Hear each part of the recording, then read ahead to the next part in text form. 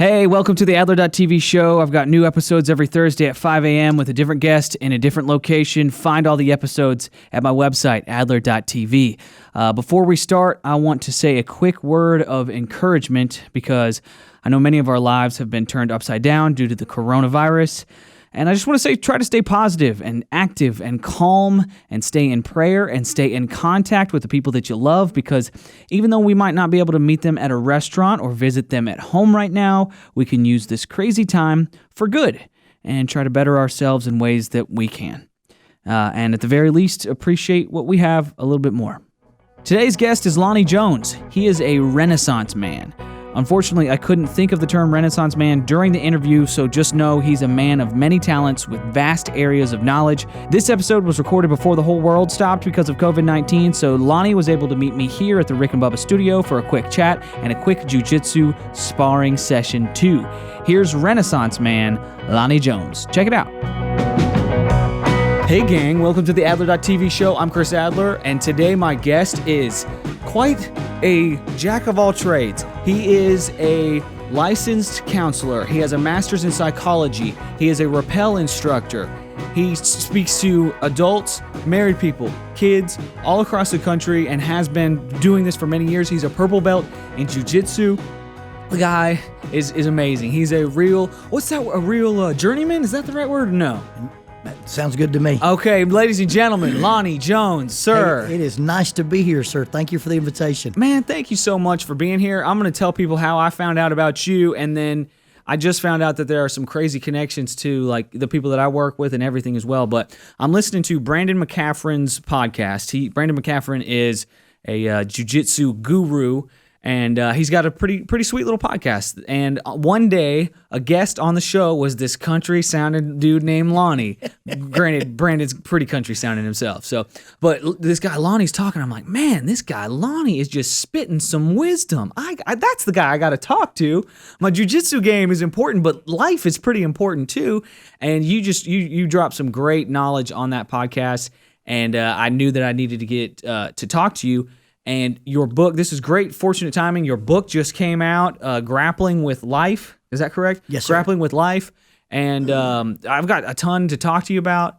Lonnie Jones, thanks for being here. Man, it's just great to be here. I'm in town on business, and you reached out to me on Instagram, and I happen to be around, so let's get together. That's cool. Yeah, super cool. You just put out your book, Grappling with Life. That's just a coincidence. Somebody emailed me, and they're like, hey, have you heard of this guy? You need to have him on. And I was like, yeah. And then the person emailed me back and they're like, he's got a connection to the show too. I'm like, really? What's that?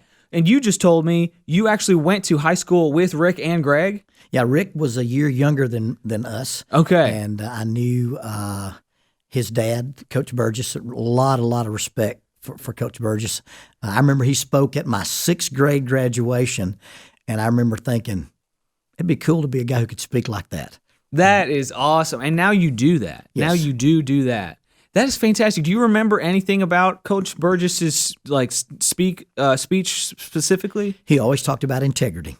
Cool. Responsibility and integrity, responsibility and integrity. I just wish that had rubbed off on his kids, a little bit. I'm just kidding. Rick and Greg, just kidding. Well, that's so cool. You didn't ever play for Coach Burgess though? No, I didn't play ball in high school. I got invited to wrestle. And the year that I was trying out for the team, I got offered a youth minister's job and had to choose between youth ministry and wrestling. And so I became a youth minister my junior year in high school. And I guess my pursuit of Brazilian Jiu-Jitsu is kind of that filling in that thing that I never did in high school. There you go. Yeah. You were a youth minister for a while, and then you went private, so to speak. Right. And now you do counseling, and you do, like I said, big conferences, all individual, all levels there. Right. Too cool. I was a full-time youth minister, and realized I had been trained, quote unquote, trained to preach, but not to minister. Huh. And so I started studying counseling just as a way to enhance my ministry, and then was in a very fortunate situation that I was rock climbing with his kid. He's my rock climbing partner. And he asked me what I was going to do in my life with this degree. And I said, well, one day I'd like to get a license. He said, well, my dad's a supervisor and we'd be glad to do that for you. And so then we prayed about it and decided to try to be self-supported ministers. And so after full-time ministry for a long, long time, I went into private practice in 98. Fantastic. And you've been doing that ever since? Yeah, 22 years in private practice. Written a few books, written a couple children's books, and now this most recent one. When did you get, because you are now a purple belt in jiu-jitsu. Yes. And that's not an easy thing to do. No. Getting that purple belt is not an easy thing to do. How long have you been doing jiu-jitsu? I probably started jiu-jitsu in the early 90s. Oh, and so wow. I've been in and out, kind of a Ronin. Sure. I didn't actually have a club that I was a member of. The guys at Triad Martial Arts, which is traditional gi, Gracie Jiu-Jitsu, were my first guys that got me involved. And they've been benevolent and kind to me. If I walk in the door, they let me train. And even though I was a hacker and we would only come, once a month or something. So that's how I got started. And then when Brandon opened up his schools, I just loved that young man. And in order to connect with him, I went to his opening night. And it's been a good journey. Jiu-jitsu, for the people that haven't done it, it's awesome. It's incredible. And you don't know what you don't know until you get into it. And it really is a great analogy or metaphor for how you approach problems in life, too. So, and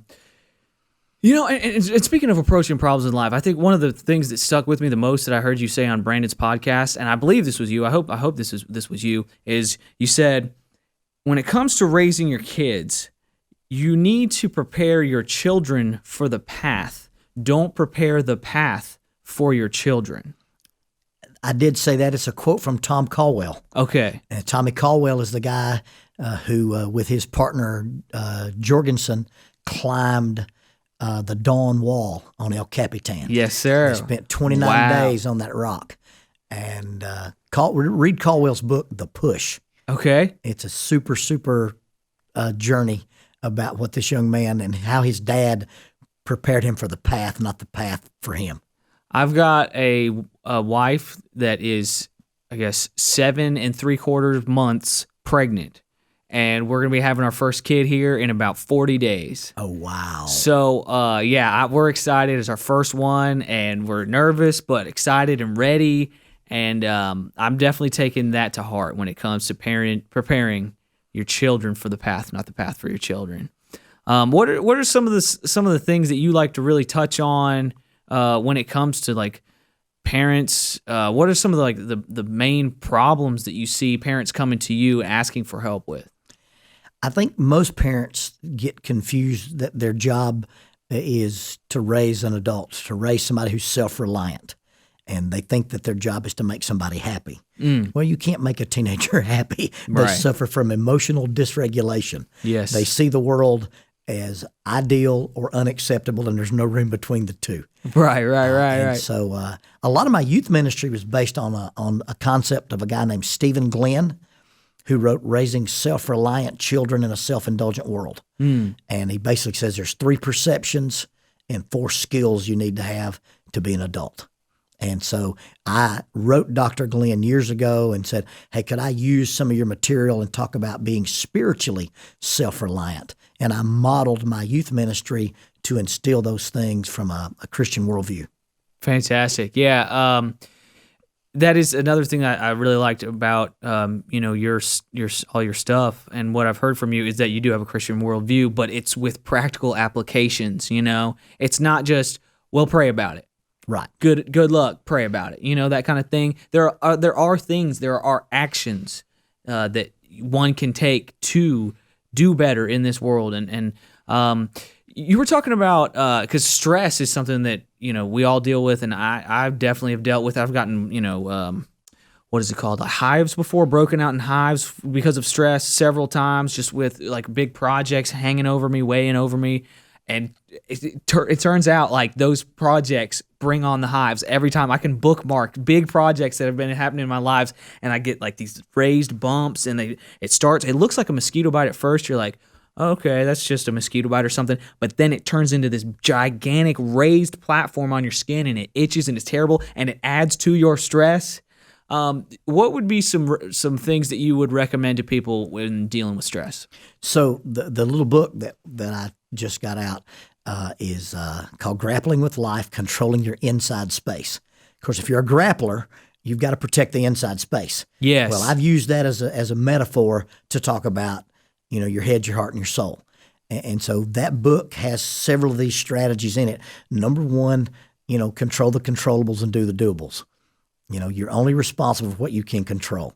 If you and I grapple and I let you put all your weight on me, if you make me responsible for your weight, you'll crush me. It's unrelenting, soul-stealing pressure. Right. And, Brandon says if you take a man's soul, he'll give you his arm. Right. So if you make me responsible for something I don't control, you've got my soul.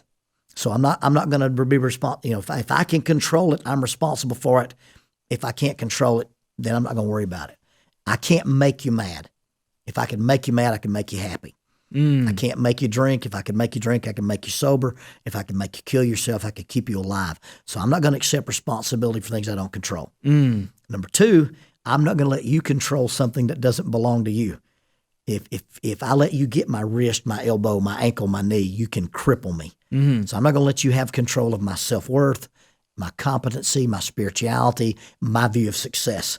And once you set those appropriate boundaries, creating space in a wrestling match or a grappling match, once I establish those healthy boundaries, then stress really has a hard time getting a hold of me. I'm gonna borrow a question from a friend of mine that runs the podcast, The RV Entrepreneur. How do you define success? From a Christian worldview, my number one responsibility on the planet is to God. My number one responsibility to God is my family. And if God's taking care of my wife and my daughter taking care of, everybody else gets a number. And some of those numbers are double digit because once, that's my job. So I think you look at success from a standpoint of, what is your self-identity, and what you are determines what you do. And if what you're doing fulfills your self-identity, that's success. So jiu-jitsu is something that you've, dedicated a lot of time to, but rappelling is something that you seem to have made an occupation out of. You're a rappelling instructor. How did that come out? When did you get into that? So I saw the TV show SWAT when I was a kid. Real quick, let me come back to that. Come back to that. As far as jiu-jitsu is fighting, this is just a general thing. This is for people that don't do jiu-jitsu, don't even care about jiu-jitsu. Say you're on your back, right? And you fell on your back and somebody's coming to get you. The inside space, as you call it, we call it the sacred space. I think that's what they call it. I forget. Anyways, you called it inside space. That is, say you're laying on your back and you're trying to defend yourself. If you touch your knees to your elbows, people can't get to your heart, your diaphragm, even your head. You can tuck all that in. So your face is protected, your chest is protected, your heart, your lungs, your diaphragm. You can breathe. If your elbows and your knees are connected to themselves, if that bond breaks and somebody can get in there, that's the sacred place. People get in between there and they have access to everything. They can grab your arm, they can grab your neck, they can smash your diaphragm, whatever the case may be. They can control your hips. They can bend your spine. They can bend your spine. There you go. So there are some fundamental rules of jiu-jitsu that apply to just the fundamental rules of defending oneself and like you said, establishing boundaries or whatever the case may be. So that's what the sacred place or the inside space is in jiu-jitsu. Okay, back to rappelling. Okay, saw SWAT. I see the 1972 SWAT TV show, and this dude bounces down a building on a rope. I said, that may be the coolest thing I've ever seen. Yeah. I'm going to do that one day. Yes, sir. So I started goofing around climbing trees, and I had a friend in school who could not climb trees. So we would throw a rope over a limb, tie it to ourselves, and haul ourselves up the tree using like a 2-to-1 advantage. Sure. And then you could bounce down that tree similarly to what I saw the guy on TV do. And it went from playing in the trees to learning some real stuff to playing on rocks.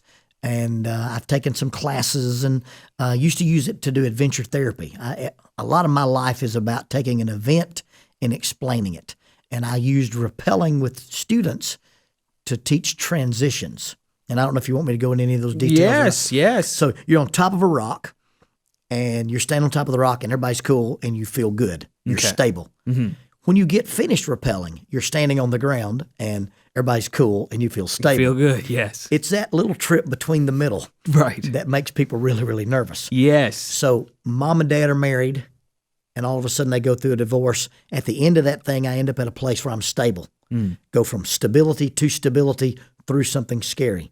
Well, if you use rappelling as a metaphor, you got to have 4 things to do that.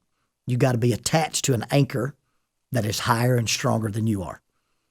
Usually that's a big tree or a big rock or something. Sure. So what's your anchor in life? Then you've got to be connected to a system. You got to have a harness. You got to have a rope. You got to have some gear that connects you to that. What system are you connected to? You connect to a family, an extended family, a church, a social club, a culture, whatever. Then before you properly rappel, you got to do some verbal signals. On rappel, on belay, I'm rappelling, rappel on, whatever. Who are you communicating to? Now, once you tip over that edge and you're sliding down a rope, and the rope is typically 10.2 millimeters, if you tried to slide down that rope barehanded, it'd burn you up. So you've got to have a device that controls friction.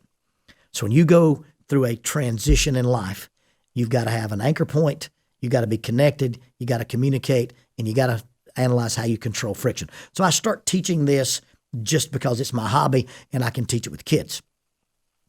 Then it turns into taking a lot of kids rappelling, and the city of Huntsville approached me about doing that with inner city kids. And we were using a piece of property that Huntsville owns called 3 Caves. And my response was, nobody writes newspaper articles about the 15 kids you bring home. It's that one kid you leave out there, get you in the paper. So I said, if you'll build an indoor climbing wall, I'll donate time to teach on it. So they built me this little project in Lakewood Community Center, and we taught climbing and rappelling out of the rafters. And that turned into us building a ropes course, which uses adventure-based therapy, experiential learning. And so I've run 2 ropes courses. I did the Keel Mountain Project, and now I do the course for Wellstone Behavioral. And so all the vertical stuff and all the classes you go to is just part of using that outdoor experience. And then in 92, I got invited to be a police chaplain. And as part of my duties as the chaplain for the SWAT team, they knew I rappelled, and so I got to take them, and they kind of made me the de facto rappel master. That's great. So it's I do it for business. I do it for fun. I've got to teach actually at a couple of SWAT schools, and then of course I just do that on the ropes course when we take students out or whatever. I'm so terrible. I don't know. I think I know 1 or 2 knots. Like, I know how to tie my shoes. Does that count? Does that count as a knot? Count, okay, yes. what would that be technically? Does that have a name? What is that? It's a bow. It's just a bow knot? Yeah. Okay, just a bow. It's not even a bow knot. Just a bow, I think. Okay, well, I know how to do a bow. That's great. That didn't sound very masculine. If it's tied technically, it probably is a bow. It probably is a square knot, but people rarely get it into a square knot. Right. Okay. And then a surgeon's knot. I know how to do a surgeon's Okay. knot, which is like, I think the most basic knot there is. It's good to use to put a hook on the line, Okay. and that's a good kind of a constrictor type knot. Yeah. Yeah, and that's basically just, you know how the beginning of when you tie your shoes, the under and the pull. Right. Just do that a couple more times. The under, pull it tight, and then do like two unders on top, one more, kind of curl it around, do 2 more unders on top, and it doesn't slip. It'll stick. It's quick and easy, and it's kind of easy to untie. I use it to tie my gi pants most of the time. The drawstring on my gi pants most of the time, and it doesn't slip because I was doing the bow for a while, and George Webby, my instructor, was like, "Hey, buddy, you look like a rookie having to retie that thing all the time." So I am. I guess I just hit 3 years of jiu-jitsu. Excellent. Which is amazing. I can't believe it's been that long. I'm still a white belt. It's getting embarrassing at this point, but that's not anybody's fault but mine. Just like most of the time, the situations we find ourselves in life, they're most of the time because of our actions, the habits that we have, the people that we hang out with. Those are choices. Most of our lives are luckily, which is great. I tend to have that view. Well, again, it's, and I've got this weird philosophy. I believe in competence over mastery. That's why I don't have a black belt. Sure. I rock climb, I rappel, I hunt with a bow, I bow fish. Yes. And I have a little bit of experience in jiu-jitsu. So, you just have to decide, I've got this much pie Right. And how many slices am I going to cut it up into? Most Well, definitely. some people have one slice of pie. It's a big pie, and it's only jiu-jitsu, and they're masters at it. Yes. Well, I'm into jiu-jitsu mainly as a hobby and as a self-defense interest. Sure. The average 6-month student in jiu-jitsu would handle himself very, very well if somebody were to try to tackle him or hold him down or something like that. Totally. So, if you train with the tigers, the bobcats don't frighten you. Right. And so, and quit. One of the things is if you're in a gym and you're comparing yourself to all the other guys who are in the gym, that's a bad comparison. Right. Totally. You start looking at what you're doing, compare yourself to people outside the gym. That's a different animal. Definitely. Or if you get a brand new guy that just walked in that day, that kind of thing. Yeah. We have to remind ourselves of that all the time in the gym. It's like you're training with people who also train, and so there you go. A trained man will beat an untrained man with monotonous regularity. There it is. That's totally. You got to have a plan. And for a while I wrote off martial arts because, you're like, you see somebody do a hook and an uppercut and then throw an elbow in the clinch or something like that. And you're like, yeah, of course. Sure. But if you have a plan to do that and you have the muscle memory to do that, you're so much so much better prepared for somebody that just thinks, okay, that's what I'll do, but it's never has actually done it. Right. All these things, it's all this stuff is so much harder than you would think. And I find myself kind of in the situation that you have found yourself in with that piece of pie. And there are a few slices of that pie that are like, wasting time on social media or whatever the case may be, watching too much TV, too much YouTube or whatever. And we got to figure out what those slices want to be, what kind of ratio we want to have going on those slices. And it's the older I get, I know that my time is about to get cut by 90% with this child that's on its way. We don't know what it is, by the way. Wow, that's cool. Yeah, we're going surprise route all the way. So there you go. Well, that's the thing is that you can invest so much time into your child and bring them with you to your hobbies and your interest, and their whole life is an open chalkboard. And, our philosophy was, of course, our daughter was young when I went into private practice. And so it was like, okay, you're going to starve to death or what? But we decided to drive used cars. We decided to live in a modest house. And I said, she's going to be 14 one time. And I'm not going to miss any volleyball games. I got the rest of my life to make money. And, maybe Dave Ramsey's head will blow up because of that. But we made some conscious choices to invest into her and then worry about developing a larger business profile later. And that was okay for us. That was our version of success. For sure. And, one day a week I picked her up after school, said, I got ropes, I got guns, I got bows. What would you like to do? And she said, I'd like to go to the mall.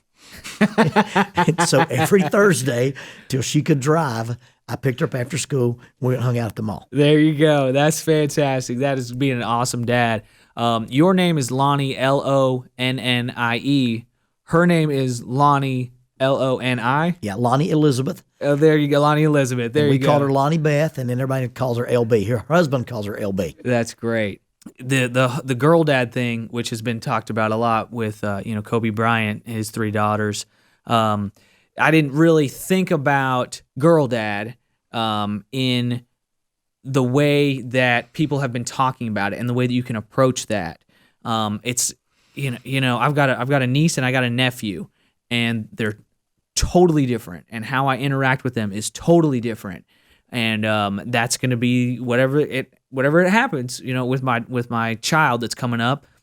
That's okay, Now, were you a player in high school?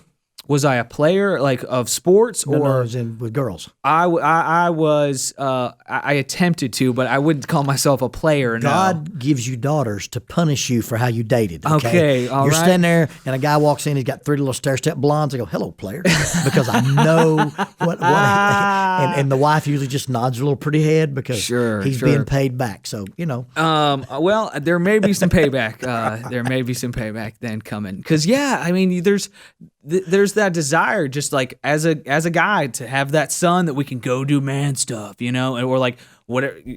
I would rather have G.I. Joe cartoons on my TV than, I don't know, Thelma the ballerina. That's not even a real show, but you know what I'm saying. Just because guys like guys, you know. Well, the fun part of that is my daughter does not hunt, but she shoots. Sure. The only thing she's ever hunted with me is frogs. Okay. She loves to shoot frogs with a .22 pistol.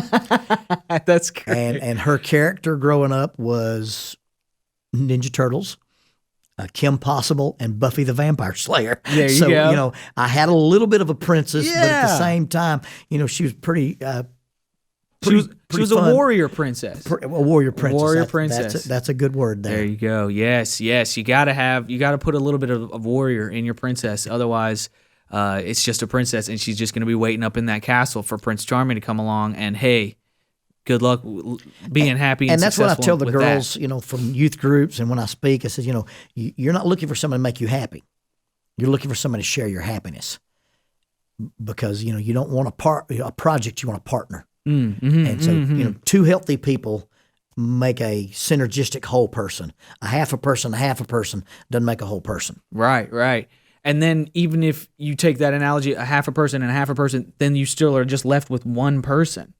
Let's be two whole people, And combine it together. Yeah. That's biblical math. 1 and 1 doesn't equal 2, 2 equals 1. Yes, yeah. And that is that level of intimacy where you're synergistically, it's not 1 and 1 make 2, but 2 ones make an 11. Yes. That's what a good relationship is about. And teaching your daughter to have enough self-esteem to be picky about who she dates and who she chooses is part of the dad function. Yeah, most definitely.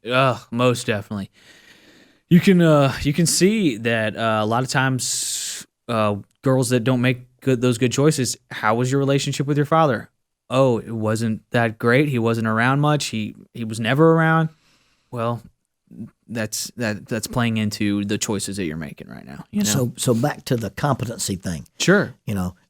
If your child believes I'm capable, I'm significant, and the things that I choose can influence my outcomes, you've raised a person who has self-reliance, not a victim. And then the skill sets, intrapersonal skills, interpersonal skills, systemic skills, and judgmental skills. Now that's 1980s literature. Translate that into emotional intelligence, where I understand my own emotions and I can respond to them with self-regulation, delayed gratification, impulse control, and motivation. That's how you raise an adult. There you go. Yeah, it's crazy to see. And I know I'm getting older, so I'm having a harder time relating to some of the interns that come through here. But it's I don't know what the deal is. I think it's because they have a little miniature TV in their pockets all the time.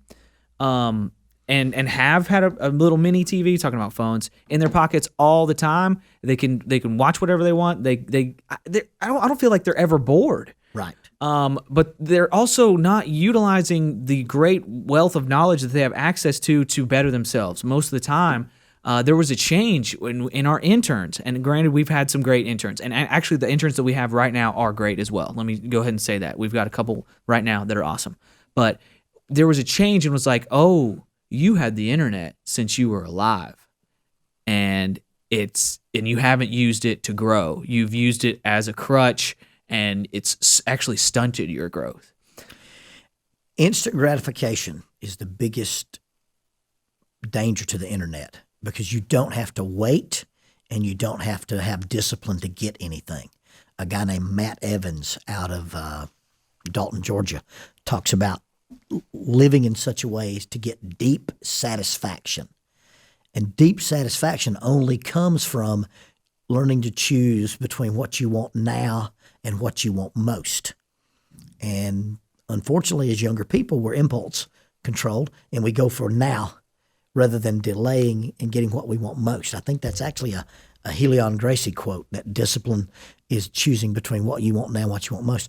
And so the internet has allowed students to have instant access to knowledge. You don't have to do an internship to learn something. You don't have to do an apprenticeship. You don't have to go to the library and pull a dozen books. You can watch a video on it. Now, that's a good thing, but at the same time, they don't have the appreciation for what it takes to develop a discipline or develop a skill. Sure. Yeah, that is true. I came up at a time, and now I do video work for my job. But right now, if you wanted to become a video producer, just go on the internet and look at the right people, follow the right YouTubers, and you can get pretty darn good at creating videos and make a pretty good living doing it, honestly. That wasn't the case when I was in college. So I went to school for it, and I had to go to the campus news station and get a camera and all that stuff. So people, if you're listening to this right now, take advantage of the internet. Take advantage of that instant gratification for knowledge and push yourself and make whatever you may be doing, because it's really easy to think that you are capable of doing something until you actually try it. That was definitely the case for me when it came to video, and that was definitely the case for me when it came to jiu-jitsu. It's just like, wow, I thought I knew what I was doing, and then 6 months later, wow, I thought I knew what I was doing, and then 6 months later, wow, I thought I knew what I was doing. Well, one of my favorite quotes comes from a Disney cartoon, and it's when Pocahontas tells John Smith in the song, "You never knew the things you never knew you never knew." Yes. And we tend to I don't know, somehow think that because we can read it or watch it or see it, the same as knowing. Right. And we substitute product and we skip the process. And the process is part of it. And you think about coaching, outcome-based coaching versus performance-based coaching. Did we win a trophy or did we learn a skill? You learn the skills and the discipline, trophies will come. But we just want everybody gets a trophy. Mm-hmm. That instant gratification thing again. Most definitely. Speaking of something that seems like there's no instant gratification in this, bow fishing. I saw a picture on your Instagram of the sun coming up. Yes. And you still had a bow in your hand. Yes. So you had just been bow fishing. So you just been shooting an arrow into the water all night. Yes. How often do you do this? Does bow fishing? Okay, I don't know anything about bow fishing. What's up? I didn't know you did it at night. Mostly, you can do it in the daytime, but okay. But you've got an angle of the sun, and then you can't see in the water. Sure. But at night, you've got a large boat with lights on it, usually run by a generator. Mm-hmm. And what we do is we hunt the mud flats, the grass beds, and the pockets. And depending on the time of year, is what fish you're going to chase. The water temperature, I think, gets at 78. What they call a buffalo goes into those pockets to spawn. And I've shot a bow for years, shooting at deer. But in the water, the boat's moving, the fish is moving. It's at night, and you have refraction. So the fish is not where you think he is. Right. And it's very challenging. It's very enjoyable. There's a guy in Florence, Alabama named Daryl Pickle. Okay. And we call him Pickle. Great name, by the way. We call him Pickle. He's a mad scientist. He built a 24-foot tri-tune pontoon boat from the ground up, designed specifically to bowfish out of. When I'm on the boat, we say our prayer, and just before he starts the engine, I scream as loud as I can, "Release the Kraken." and we're the apex predator on the water. But he will probably, from April till September, will be on the water every Friday night, and he'll have anywhere from 6 to 8 shooters, and most of them will be teenagers. And he wants you to see God's creation in a whole new light, and he wants to prove you can stay up all night, have the best time of your life, and not compromise your morals. Sure. And I get invited to go with these crews and shoot with these guys. And it's very challenging. If you've shot a traditional bow, I could probably hit your smart water from 35 yards with an arrow. Great. And I'll miss a 30-pound buffalo at my feet because of the water refraction. So, but the buffalo, that's not a school of fish. That's a kind of fish? It's a kind of fish. There's a white buffalo. There's a smallmouth buffalo, a largemouth buffalo, and a black buffalo that are in the Tennessee River. And then you can shoot catfish. You can shoot gar. You can shoot drum. You can't shoot any game fish. Gotcha. No bass, nothing like that. No bass, no brim, no crappie. You can't shoot in our area, you can't shoot a spoonbill catfish either. Okay. And you can't shoot turtles. And I would love to shoot a big snapping turtle. Oh, a snapping turtle, yes. A regular turtle, for some reason, I would feel bad. I don't know why. Oh, I know why. Because my brother killed one with a BB gun when we were young, and it took way too long. And now I've got this like weird they're very good to eat. Sentimentality about snapping turtles are really good to eat. Snapping turtles are good to eat. Really? Mm-hmm. Gar are too, if you know how to fix them. Wow. Yeah. I saw a picture on your social media of what I think is a gigantic gar that you got here recently. The beak on that thing is like a foot long. Is that the right fish? 60 inches. Goodness, great. How much does that weigh? Oh, probably 28 to 30 pounds. A 30-pound fish with a bow out of the water. That is amazing. That's It's a lot of fun. fantastic. When you put an arrow in them, they take off, and they're hard to get back in the boat. A fish that size will typically take 2 arrows. We shoot a compound bow. It's got a little bottle beneath it with a string attached to the arrow, and when you shoot, then you just roll it back up. You can get a higher speed rig, like a real rod and reel, Right. but you got to mash a button before you shoot it, and we don't want kids to have all that thought process. They're Sure, doing sure. the best they can to shoot. So we use the AMS receivers. Okay. And it's like a spool, but it's not really. It's a bottle. It's a bottle that the string stacks up in. Oh, okay. And then when you mash a clutch and when you roll it, it pinches that line and pulls it in. Gotcha. Yeah, I need to look into that a little bit. Now, I've got a compound bow, and I've only had it for about, I guess, a year now. I did a podcast on archery, start to finish from scratch. Got me a bow, got me some custom arrows, and got some lessons in the podcast. And so I'm only a year into archery, but it is awesome. Talk about stress relief. Put a target, set the target up in the backyard, and just let a few of them fly. Man, it is awesome. It's great. You got the whole shoot. What is it called? The shooting process or whatever. The draw. All those steps. Yeah. It's great. It's like yoga. It's like doing yoga, but you're practicing feeding your family.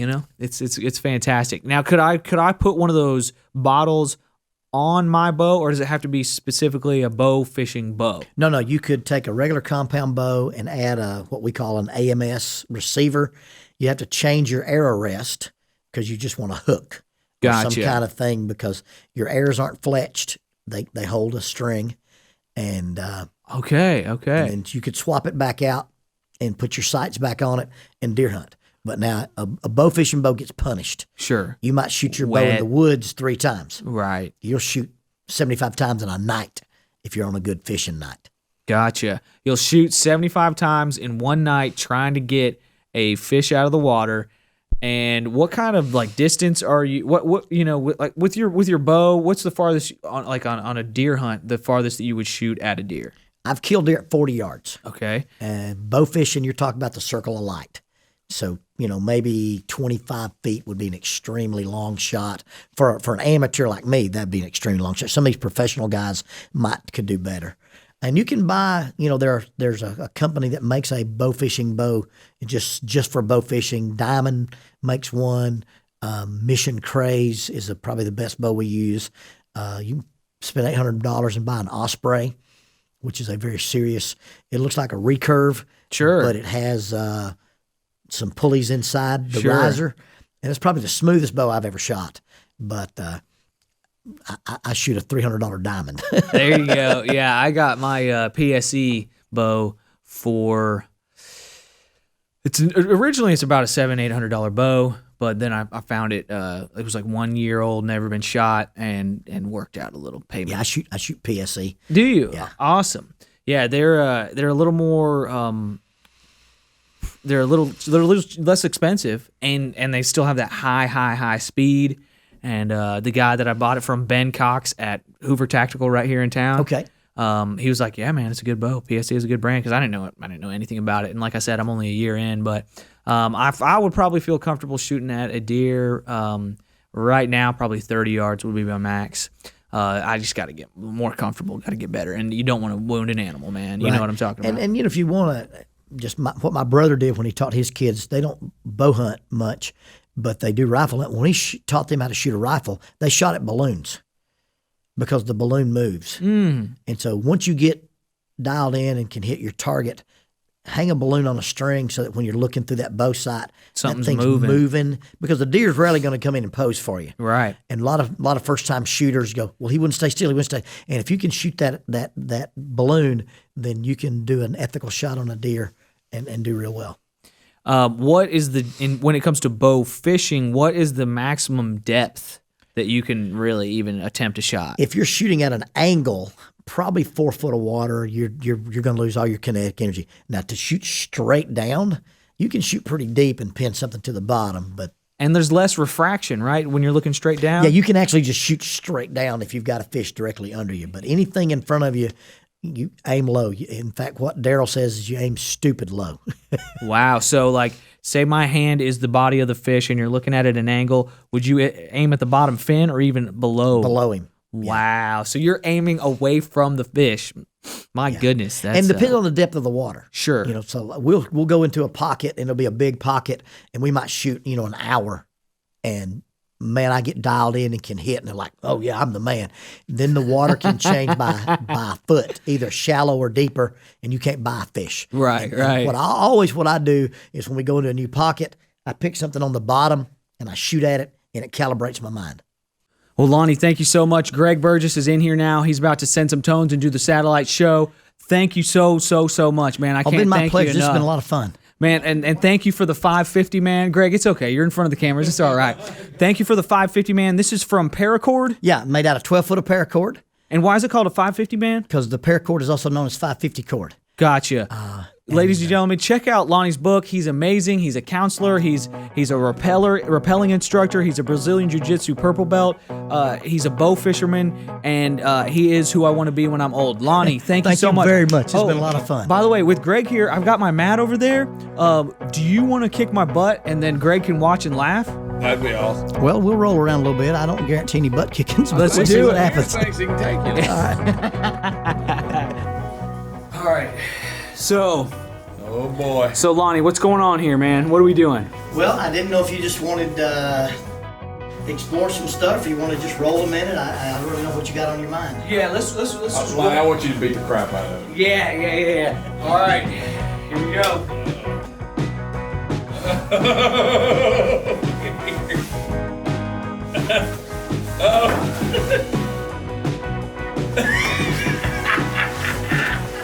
Oh no! I don't know leg locks.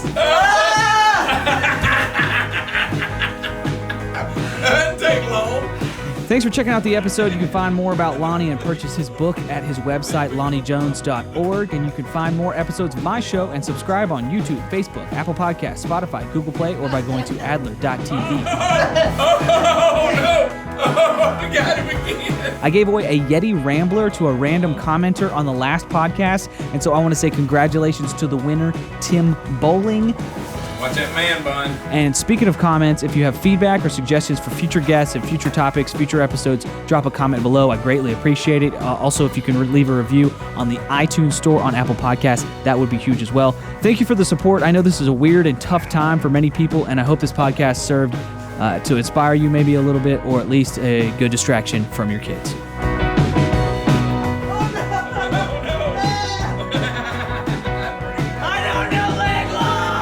New episode next Thursday at 5 a.m. Stay healthy, stay hopeful.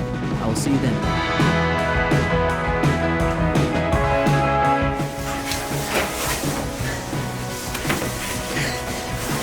Uh-oh, it's getting serious now.